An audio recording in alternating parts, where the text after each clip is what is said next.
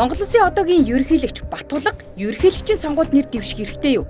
Энэ маргаан яг одоо үндсэн хуулийн цэс дээр хүрнэж байна.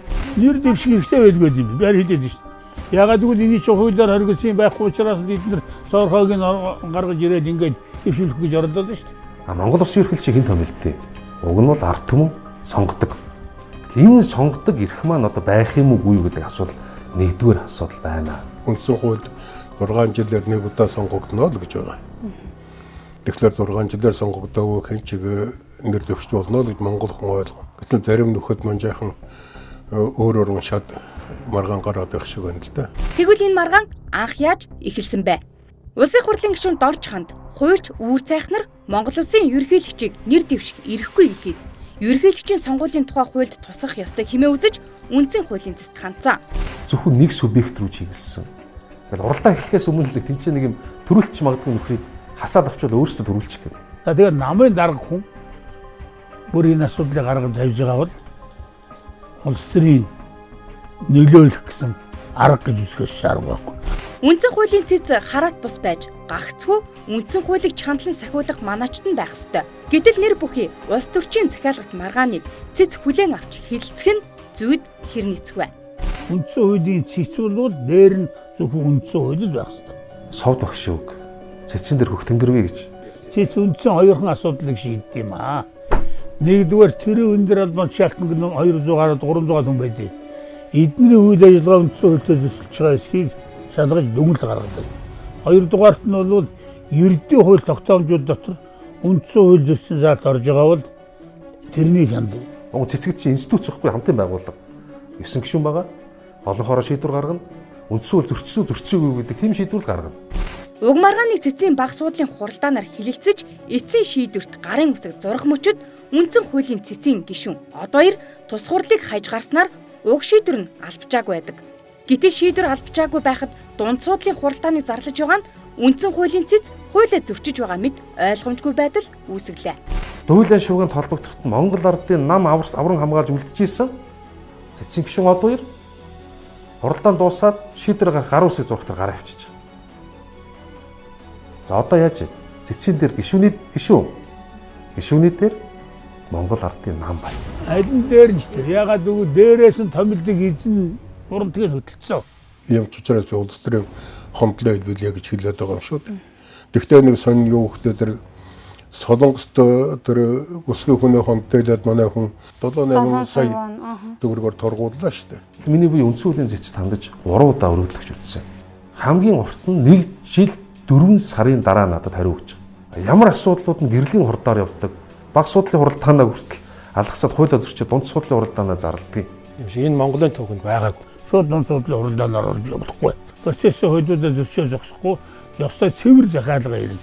Монгол Улсын ерөнхийлөгчийн сонгуулийн тухай хуулинд огт байхгүй заалтыг байх ёстой хэмээн үндсэн хуулийн цэцээс шаардаж байгаа нь зөвхөн нэг хүнийг сонгуульд оролцуулахгүй хэмээх эрх баригчдын улаарч байгаа үйлдэл гэлтэй. Үндсэн хуулиар батлаагүй зүйлийг үндсэн хуулийн цэц нэмж баталдаггүй. Чи тусгасангүй гэж ингэж заргалдаж байгаа асуудал чинь ерөөс өөрөө үндсэн хуулийн хэлцэх маргаан биш. Ийм маргааныг тэр улс төрчид нь хай. Юу гэж хэлэх вэ гэхээр хууль тогтоогчоо та өөрөө тийм үү? Энийг ингэж энэ байхгүй юм чи бид нар байхгаа болгох гэдэг шаардлага байхгүй юм. Тийм учраас хууль тогтоогч ингэж үтсэн байд хууль тогтоогч өөрөө шийдгээ явуулах хэрэгтэй. Хурлын гишүүн ч өөрөө хуулиснаас хэрэгтэй байхгүй юу?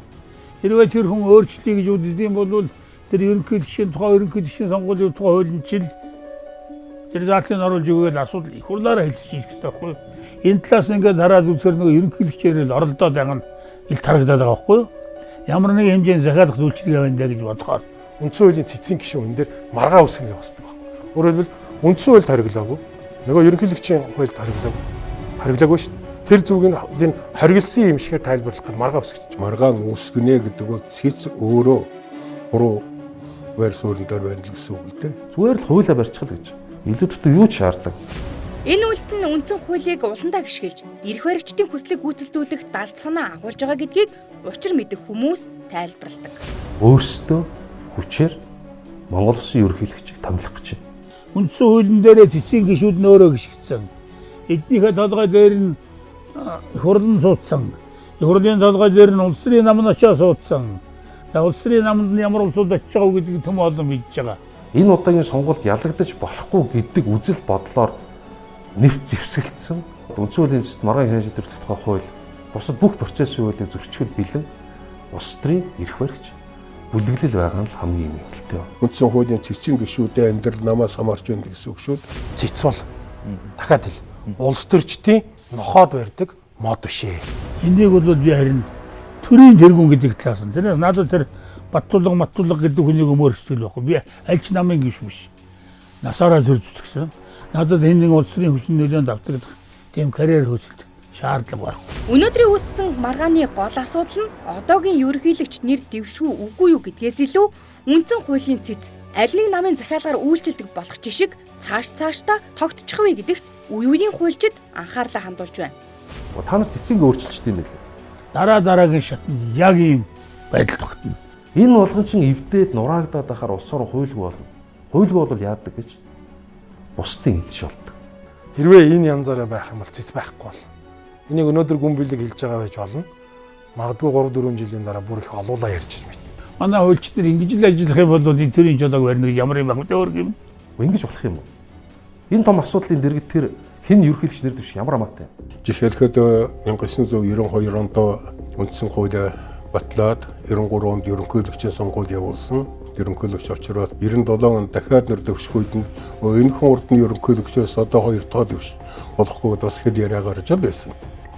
Тэр үед шийдэхдээ урдх нь бол үндсэн хуулийн энэ залтанд хамаарахгүй юм байна. 4 жил ажиллаагүй юм байна. Сонгуульд орох хэрэгтэй гэдэг. Энэ бол Монголын улс төрийн амьдралын бодит түүх, бодит баримт юм шүү дээ. Өнөөдөр шүүхийн үхэнц байгаа юм. Цэцгийн үхэнц байгаа юм. Эдгээр яг л хуулийн хавцын шатлыг барьж ашиглаад цэцэн шийдээд шүүх шиг шудраг шийдэх юм бол нэг хэсгээ усад жоохон тонгож жоод замаа хараад яваад шудрагаас нь тогтсон шүү дээ. Хүний эрх чөлөө хүндэтгэн дээдэлдэг Монгол улсын үндсэн хууль бидний тусгаар тогтнолыг хамгаалдаг.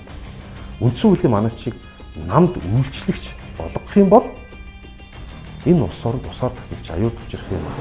Хэрэв энэ удаагийн маргаан хуулийн хүрээнд бус улс төрийн захиалгаар шийдвэрлэгдвэл Монгол улсын үндсэн хуулийн цэцийн дархлаа унаж үндэсний аюулгүй байдалд ч сөргөөр нөлөөлж мэдгээр ноцтой нөхцөл байдал үүсч мэдэх юм а. Тэр хуулиараа зохицуулж өгөөгүй өөрснөө тэр цаорхоо гаргачихад бурууг зарсахын оронд ерөнхийлөгч рүүгээ хандаж хүний эрх хэмжээг дордуулах гэдэг байгаа нь ард түмэн аяг бол энэ хүн сонгуульд өгч магадгүй гэдэг айдас асар том айдас яваад байна. Тэгээ оруулахгүйгээ хаалган дээр нь байгаад байна. Тэгэхээр нэр дэвшнэ гэдэг бол ерөнхийлөгч болчихно гэсэн үг биш. Монгол ардын намд юу дутж байгаа юм? Төрийн бүх эрх мэдэл нь байна. Яам агентлагууд бүгд байна. Намаараа ялгуурлаж, вакцина хүртэл намаараа ялгуурлаж хийж штэ.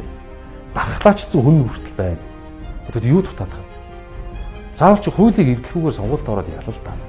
Дээдсийг хазаарлаж, дооцсыг халамжилдаг агуулгатай төрийн бодлогыг хуулийг. Гэтэл дээдсүүд шудраг ус асуудлыг хууль болгочоод Чин хуулийг биелүүлгэж ингэж дарамтлаад байгаа нь энэ нийгэм чинь тэрний чинь хүлээж авахгүй. Монголчууд 30 жил эрхчлөөтэй амьдралаа. Улс төрийн эрхчлөөтэй өмчтэй үзэл бодлоо илэрхийлэх эрхчлөөтэй шүү дээ.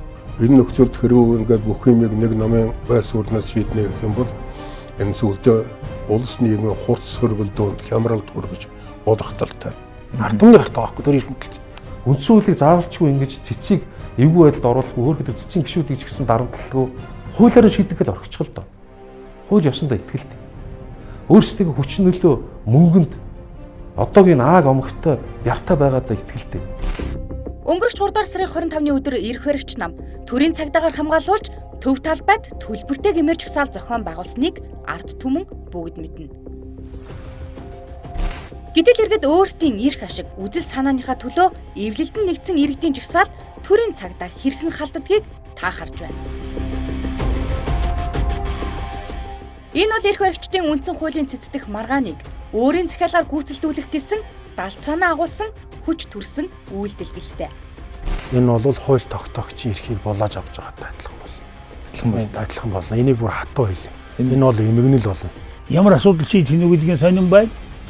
Энэ маргаанаар шийдээд ерөнхийлөгчийн эрх мэдлийг хязгаарлана гэвэл тэр бол Монголын төлөвлөр. Түүхэн дүртэх хол үйл явдал бол цэцүүрөөсөө байр суурин дээр ажиллаж чадахгүй захиалгаар үйлчилдэг. Цэцэд хяналт хэрэгтэй, цэцэд хариуцлага тоосох тийм механизмыг бүрдүүлж хэрэгтэй. Үндсүүлийг зөрчиж битгий ингэж улаарайч гэж Монгол ардын намын одоо эрхэм дарга нартаа шинээр бүрэлдэн бий болж байгаа энэ дарга ангийнхандаа уриалмаар санагдаад байна.